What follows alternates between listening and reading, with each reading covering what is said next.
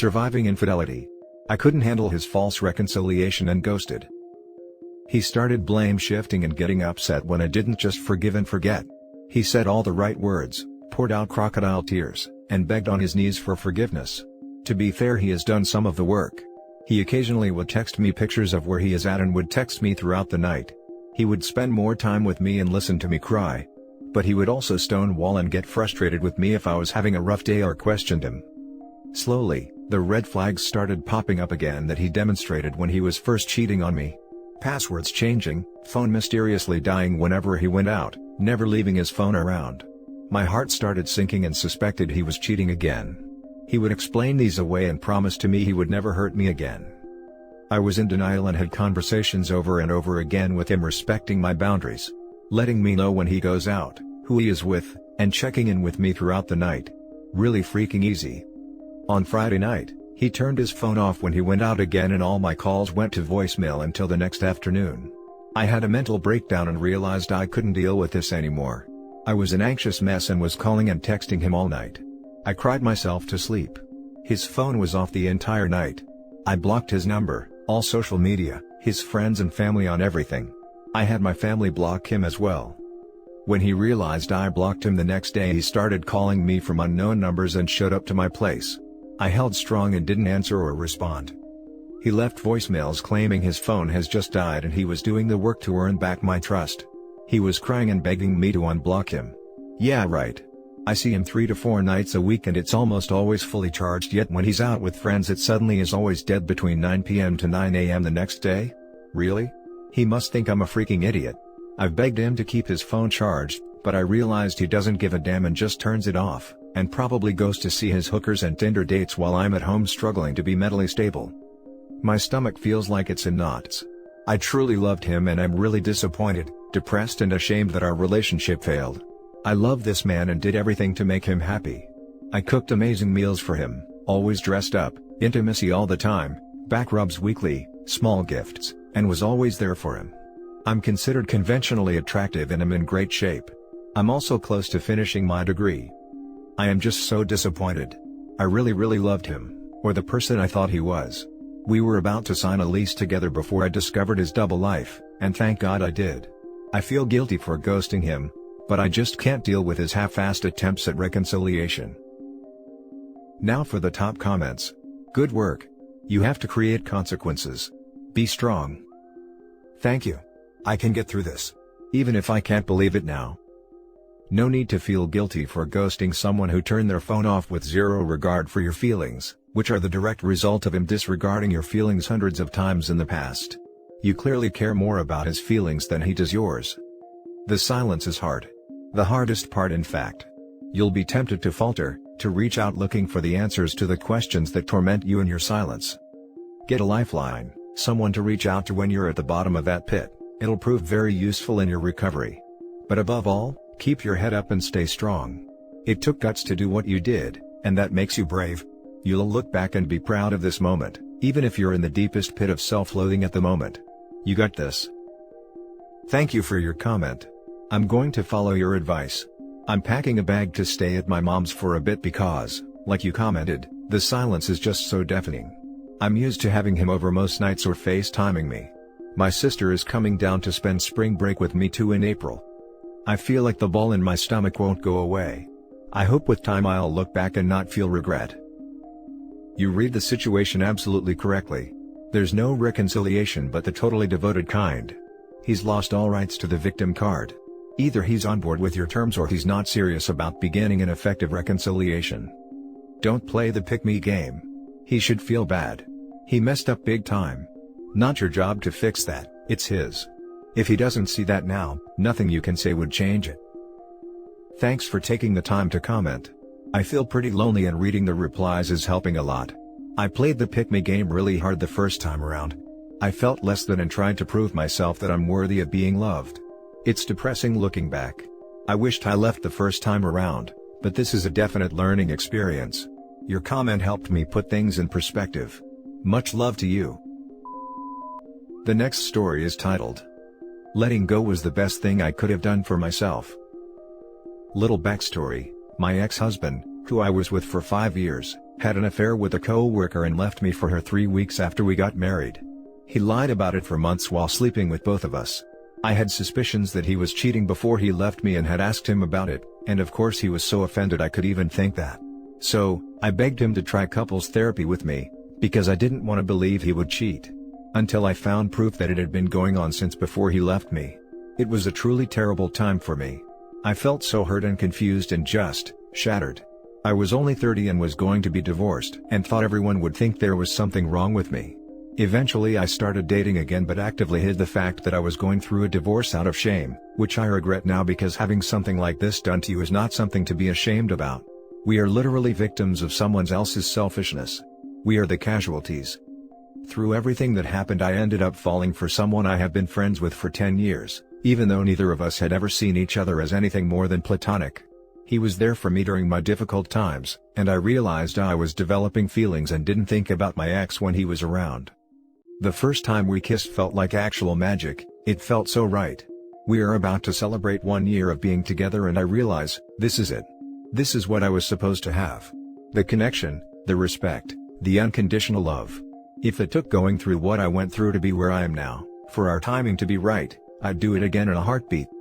And more than anything, I'm proud of myself. I let go and never looked back once I knew the truth. I finally let myself acknowledge that I deserve better. I deserve so much more than lies and cheating, let alone the years of emotional abuse I endured. What happened to me will always be a chapter in the book of my life, but I won't let it rewrite my whole story. Now for the comments. I am so happy for you that you found your way out of the darkness. You deserve only the best. Someone who loves you and cherishes and honors you. Happy for you. Some people don't want to hear that when you stay in a relationship with an unapologetic cheater, they victimize you when they cheat. You victimize yourself every moment of your time you continue to give them. Glad you are not doing that to yourself. Exactly. And I've been that girl so many times in the past, I refuse to let myself go through it again. I'm glad I took back my life. Awesome. You are totally right about the shame. It's so hard to get over the mindset. Even though all my friends would tell me I have nothing to be ashamed about, I just felt like people would still judge me. Eventually I realized that anyone who would judge me for that isn't worth my take anyway. I love this so much. I am so happy for you and reading this gives me hope. You should have hope. You deserve so much more than what was given to you and there are so many people out there who are also just as loyal as you are. Now for the last story. I walked in on my husband cheating on me last weekend and now I'm a mess. My husband and I met when I was 17 and he was 22. We have been together for 16 years and married for 7. We have a daughter who is now 12 and a half. Last weekend he went out to meet up with work colleagues for a leaving party at the beach. They went out in the day, and around 5 p.m. he called asking to bring a few people back for a bit. I agreed. He came back with a guy and 2 girls he works with, and I sat downstairs with them for a while before going to bed as I had work early. They were all drinking and were pretty drunk. I told my husband to get them all to go as I had work and daughter had school in the morning. I fell asleep but was woken up to them about 10 p.m. being noisy. Again, I messaged my husband and he came upstairs. He said he was asking them to leave. I heard the door go about 11:30 p.m. and I woke up. I tried getting back to sleep but couldn't and ended up going downstairs as husband wasn't in bed. I opened the living room door and he was sat with his pants down with a girl he works with sat on top of him. They weren't having intercourse but she had her pants down and so did he. I kicked her out of my house, not sure how I didn't punch her, and have pretty much felt sick since that moment. My husband was obviously drunk. The first thing he said was that her name? I've been off work since. I immediately told him I wanted a divorce and made him tell our daughter a toned down version so she understands why I'm so upset, and why he's sleeping in the spare room. She hasn't spoken to him all week. The first few days all I did was cry. I couldn't believe he had done this, and in our home while we were both upstairs. I have spoken to him since and I can see he really regrets it. He said that he was so drunk he didn't know what was going on, but remembers seeing them all out of the house so she must have come back in. I've checked his phone while he was sleeping and there's nothing untoward on there. He says this girl repulses him which I think makes it worse somehow. Now I feel like I have all of this pressure to decide basically what happens to our family. I have to decide whether I could move on from this or want to divorce him. This doesn't feel fair and I'm constantly thinking about it. I'm not sure if I could get past the image I have to want to be intimate with him ever again. I'm also not sure I can be a single parent or afford to live without him. I'm just a mess. Now for the top advice. It sucks having to be the responsible adult because your husband decided to be a dirtbag, doesn't it?